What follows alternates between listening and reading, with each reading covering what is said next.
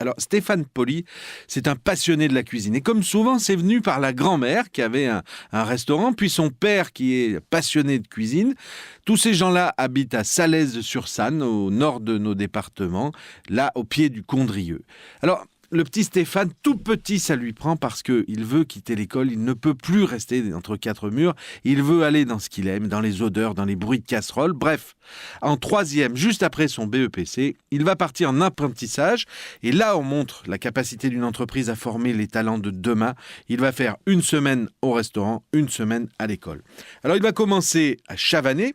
Et puis ensuite, il va pouvoir cultiver la deuxième passion de sa vie, qui est le vin. Ensuite, il va aller au restaurant La Pyramide, avec son père spirituel qui s'appelle Daniel Pirot, où là, il va apprendre vraiment la grande restauration. Tant et si bien qu'à 19 ans, mesdames et messieurs, Stéphane Poli aura le grade de chef. De là, il va partir chef à 19 ans dans un restaurant qui s'appelait le Château de Clavel à Loriol. 9 ans au manoir de la Roseraie à Grignan. Il va donner une âme à cette maison et surtout, il va commencer à gérer des hommes et des femmes. C'est une équipe de 3 personnes. Même pas peur le Stéphane Poli parce qu'il va continuer à grandir, il va continuer à se former.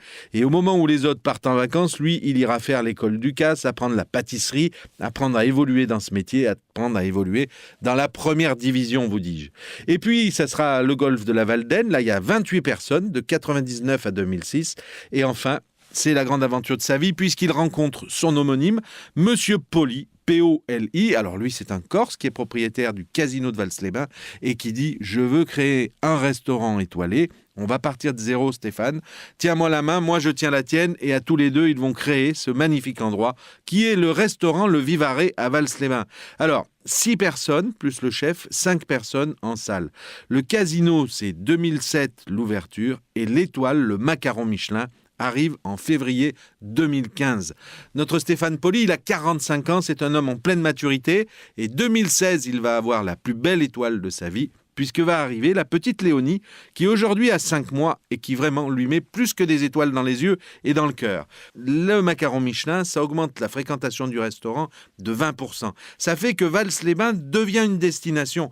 On ne s'arrête plus dans le restaurant parce qu'on a vu une belle enseigne, non, on s'arrête parce qu'il y a un macaron Michelin et une belle réputation. 40 000 restaurants en France, seuls 600 détiennent le macaron Michelin. Comme je vous l'ai dit, il a fait 9 ans à Grignan, donc la truffe, il connaît, il a les bonnes adresses. Il vous propose un magnifique menu truffe dégustation avec 7 plats, s'il vous plaît, pour 125 €. Je sais, c'est cher. Je rappelle, c'est 4 mauvaises pizzas.